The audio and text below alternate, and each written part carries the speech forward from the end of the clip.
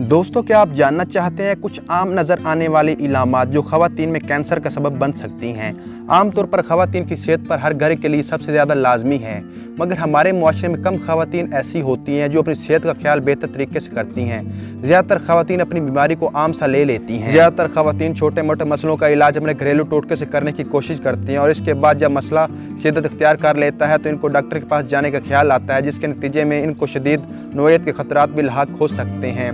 75% ख़वातीन में से एक ख़वातीन माहिरीन नफ्स के मुताबिक अपने आप को कैंसर में मुब्तला पाती हैं। शदीद नोयत की बीमारी जानलेवा भी साबित हो सकती है और इसकी इब्तलाई इलामात इतनी आम होती हैं कि अक्सर ख़वातीन को इसके बारे में इब्तलाई मरहले में पता भी नहीं चलता। इन इलामात के बारे में आज हम आपको बताएंगे। कैंसर की इलामात जो कि बज़ाहिर बेज़र्ब नज़र आती हैं, मगर अवारी के कैंसर जैसी ख़तरनाक बीमारी का बाइस हो सकती है। अवारी का कैंसर अवारी ख़वातीन के तुलीदी हिस्से का अहम हिस्सा है जो कि तादाद में दो होती है। जिस्म के निचले हिस्से में दाएं और बाएं जानब होती हैं। इसका साइज एक बेदाम के बराबर होता है और इनका काम मादे अंडा पैदा करना होता है। बाज़ औक़ात इनके अंदर ऐसी खराबी पैदा होती है जिसमें अंदरूनी तौर पर ऐसे खल्लात पैदा करने लगते हैं जो कि फ़ज़ाइल होते हैं और इसके सब अंडे के बनने का अमल मुतासिर होता है जो कि बांझपन का बाइस बन सकती है। इसके अलावा जब इसका फैलाव ज़्यादा हो जाए तो जानलेवा भी साबित हो सकता है। बद हज़मी, पेट में गैस का हो जाना, खट्टे डिकार आना, कब्ज़ होना, खाना हज़म ना होना, ये तमाम ऐसे इलामात हैं जिसमें मुब्तला होने की सूरत में कोई भी ख़वातीन ये सोच के भी तैयार नहीं हो सकती ये इलामात अवारी के कैंसर का बाइस भी हो सकती हैं। अगर किसी खातून को मुस्तकिल तौर पर बद हज़मी की शिकायत हो और इसके साथ साथ के वजन में तेज़ी से कमी वाक़या हो रही हो तो ये इलामात अवारी के कैंसर की भी हो सकती है।